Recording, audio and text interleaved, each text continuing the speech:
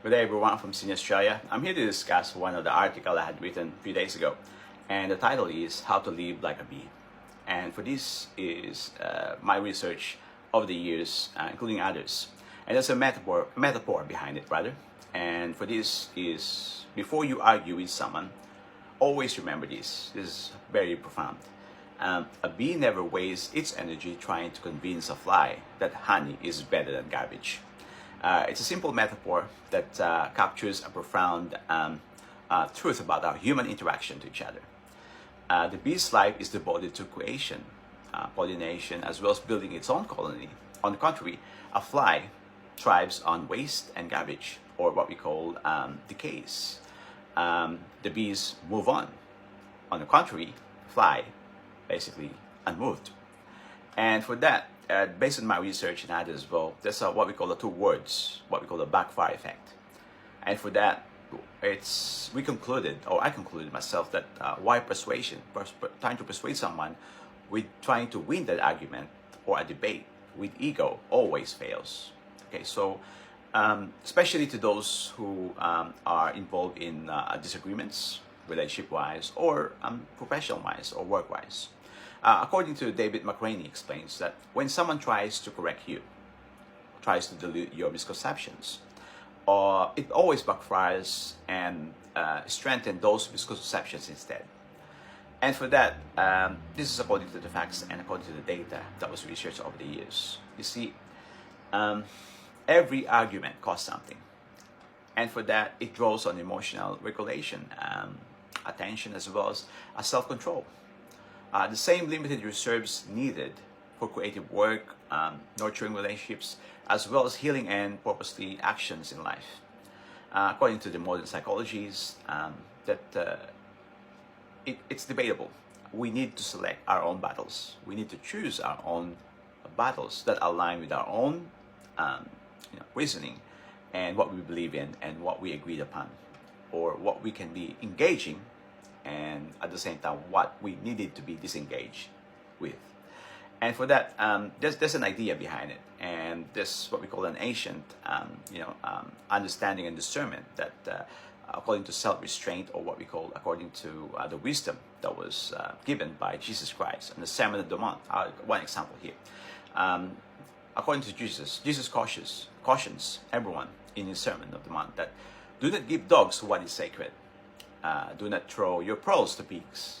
If you do, they may trample them under their feet and tear you to pieces. For that is according to Matthew 7 verse 6, which is the New Testament. And according to the Stoic philosopher, his name is Epictetus, he advised that choosing battles carefully.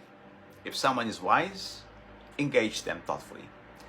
If someone's foolish, it is often better to disengage and preserve your own equilibrium.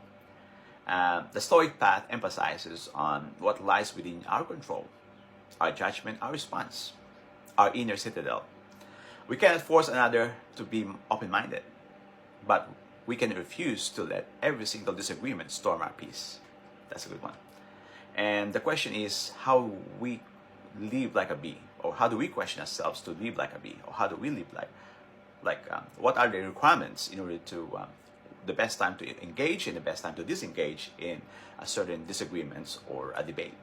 Okay, so first thing foremost, what I do in my personal life and others as well, based on the research, is like I always ask my question before I go to a disagreement or any debatable table, or professional and also a personal.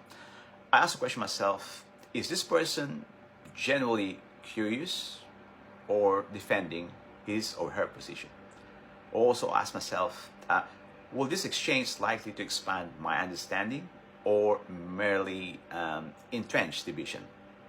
Another one is, a good one is, also ask myself a question, or what we call self-talk, right? Does this relationship or context nourish my energy and values and what I believe in, or chronically deplete them? And the last question that I always, before I go to any disagreement or debate, is like, am I arguing to prove something, or because growth is possible on both sides? Motive matters. We have to have motives, of course, or intentions. Persuasion rooted in ego. This is one good word. It's a profound word. Persuasion rooted in ego rarely ends well, especially with, of course, trying to win something. And instead of convincing on focus, on producing, create excellent work, cultivate on nourishing relationships as well. So be consistent about what you do when it comes to excellence, and quite, be able to expose to more audience that will be effectively engaged to whatever effectively you can engage with when it comes to a debate or disagreement. So we select our own battles, and there's a time that needed to be refrained for what we says, and there's a time to engage and be in agreement or disagreement to someone that in a constructive way, put it that way. And the quiet power is selective focus. So we need to be selective of our own social engagement as we speak. There's a need for that, okay, in order to protect our own peace as we speak. And for that, the bee does not hate to fly, okay? It simply refuses to waste its own precious life trying to convert what cannot be converted. It's a good one. In doing so, the bee fulfills its purpose. It strengthens its colony, as you speak, and it contributes something genuinely sweet to the world. The honey produces honey. We face the same choice on a daily basis, vice versa, in our day-to-day struggles, day-to-day interaction with other people or humans. And for that, we can scatter our energy in every single disagreement that we come across.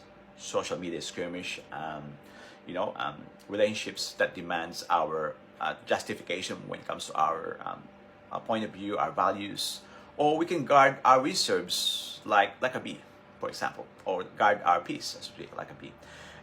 Instead, we can invest on our own creation, connection, healing, and the people and pursuits that actually appreciate what we offer. Okay, so it's a good one. And inner peace is not absence of disagreement. Okay, we can still engage in every single debate or disagreement. However, we need to choose our own battles.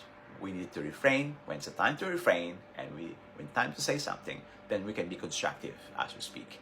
And it is a disciplined refusal to let every fly set the terms of our engagement, which means we needed to refuse the fly to make the terms of our engagement. Instead of doing that, our understanding of our discernment is not about judgment. We needed not to be judgmental. However, we need to be more understanding. Empathy, so to speak, comes handy at sometimes. Not all the time, but sometimes. It is the wisdom to know where your honey will be received as a nourishment rather than trampled as irrelevant. It's a good word. So it's a good word by the Sermon on the Mount by Jesus as well on the New Testament. The next time you feel the pull to argue, sometimes we don't have enough clarity if there's any anger or any testosterone level with men, and when it comes to women, the anger come out of it first before we have a clarity. For that, the moment we have a pull to argue, we sit back and ask ourselves, what would be the consequence of this action? What would be the consequence of my response? And am I ask the question, am I about to waste my time and my energy on a fly? Then choose accordingly. Your future self and the quality of the honey you have left to give to others will thank you later on. Again, I'll think of something that will be more impactful and insightful in a day or so. Again, choose our own battles. When it comes to argument, disagreement, we come across right time to engage, right time to disengage. It's highly probable we need to use our own self-control and restraint at some point. Okay, so I'll think of something that will be more impactful and insightful in a day or so. Again, love one another. Have a great week to all. The time now is 10:24 a.m. Monday, Australian Eastern Standard Time. The date is the 13th, July 13, 2026. Bye for now.